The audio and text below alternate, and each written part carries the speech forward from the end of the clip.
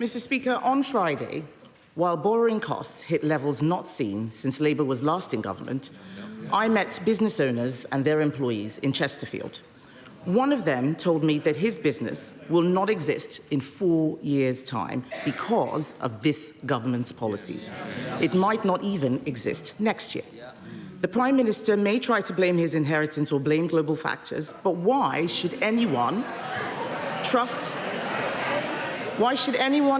a word he says over the businesses who are saying again and again that his budget means fewer jobs, lower growth and higher borrowing costs?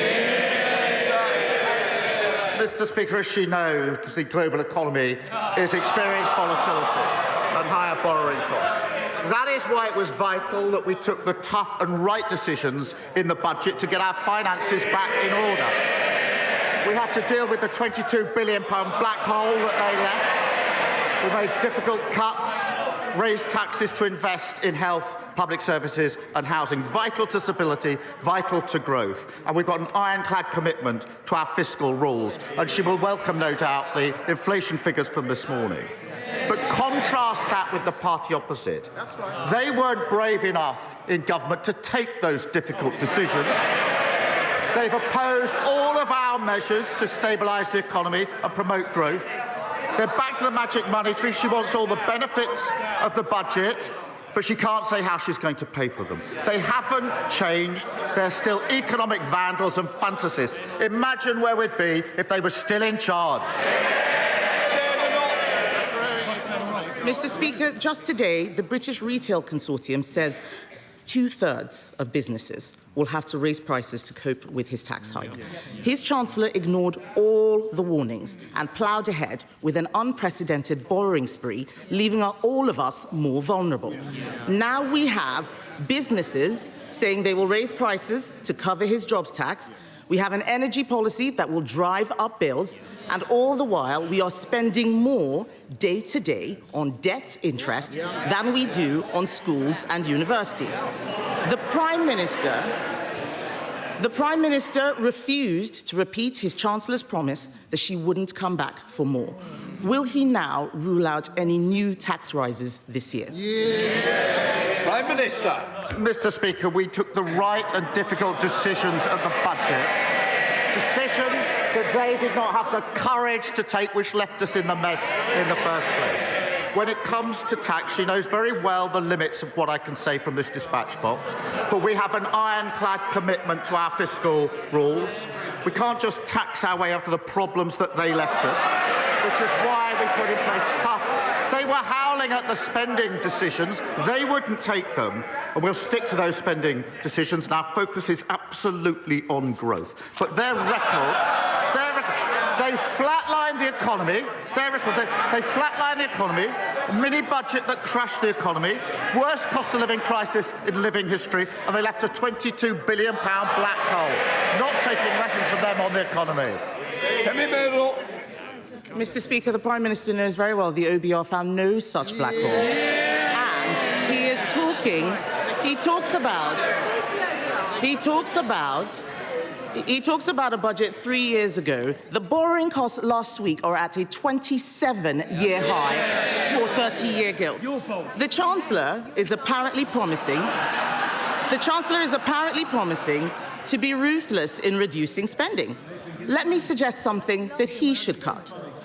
There is no way that we should be giving up British territory in Chagos. He is rushing a deal which will be disastrous and which will land taxpayers with a multi-billion-pound bill. Why does the Prime Minister think British people should pay to surrender something that is already ours? Mr. Speaker, we inherited a situation where the long-term operation of a vital military base was under threat because of legal challenges. The negotiations were started under the last government. The then Foreign Secretary came to this House to say why he was starting negotiations and what he wanted to achieve. And he said the aim was, to quote, ensure the continued effective operation of the base. That is precisely what this deal has delivered. Mr. Speaker, there is no one he can blame for this dud deal except himself. At the budget, Labour were congratulating themselves for having the first female Chancellor, instead of ensuring the country had someone actually qualified to do the job. The Prime Minister,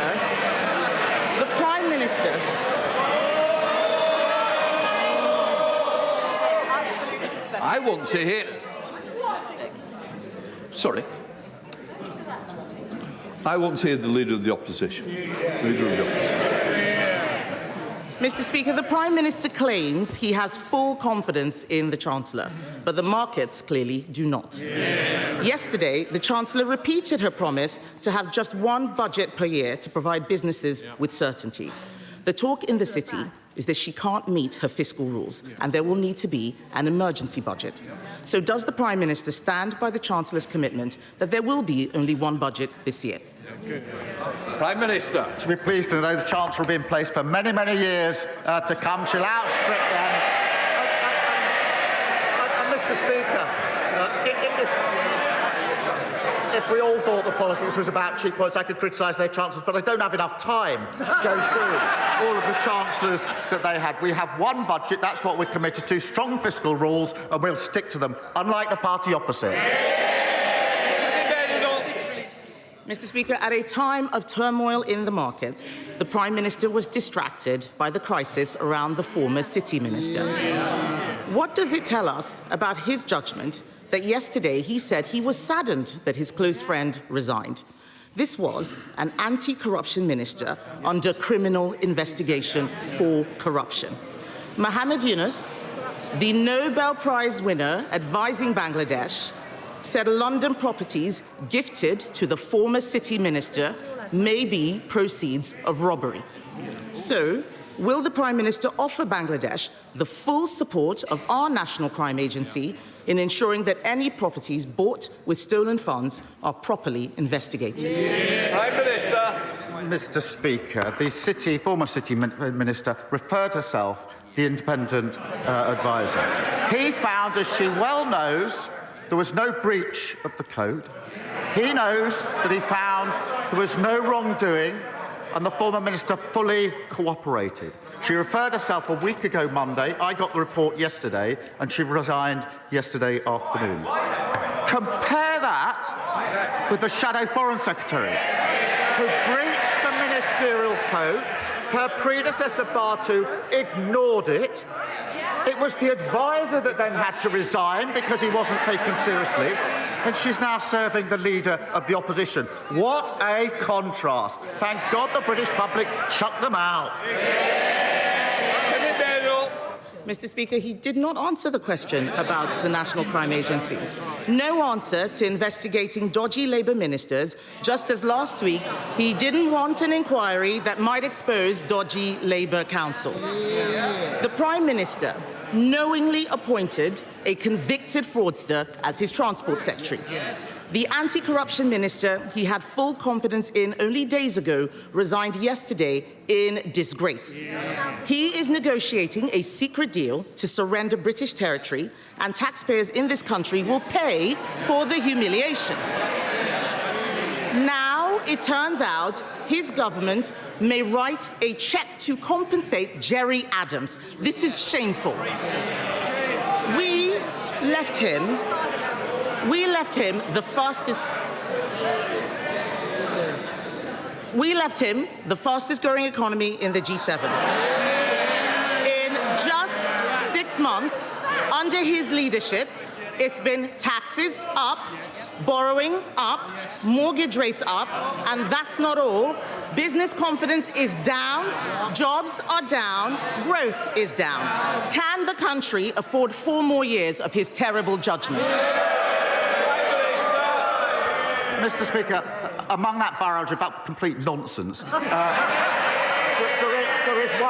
there is one point that I need to address, because it's the Legacy Act, and it will be of real interest across the House. That Act was unfit because, well, not least because it gave immunity to hundreds of terrorists and wasn't supported by victims in Northern Ireland, nor, I believe, by any of the political parties in Northern Ireland. The court found it unlawful. We will put in place this is a serious point, we will put in place a better framework. We're working on a draft remedial order and replacement legislation, and we will look at every conceivable way to prevent these types of cases claiming damages, and it's important I say that on the record. But as for her claim and her nonsense, they crashed the economy. Mr. Speaker, I got a letter this week from a Tory voter in a Labour seat. I hope they don't mind me saying who it was. It was Liz Truss. Mr. Speaker, it wasn't written in green ink, but it might as well have been. She was complaining that saying she'd crashed the economy was damaging her reputation. It was actually crashing the economy that damaged her reputation. Mr. Speaker, what have we heard? All they've got is complaining. No defence for their sorry record. They don't even acknowledge it. No ideas, no policy. They're like a blank piece of paper, blowing hopelessly in the wind. No wonder the country put them in the bin.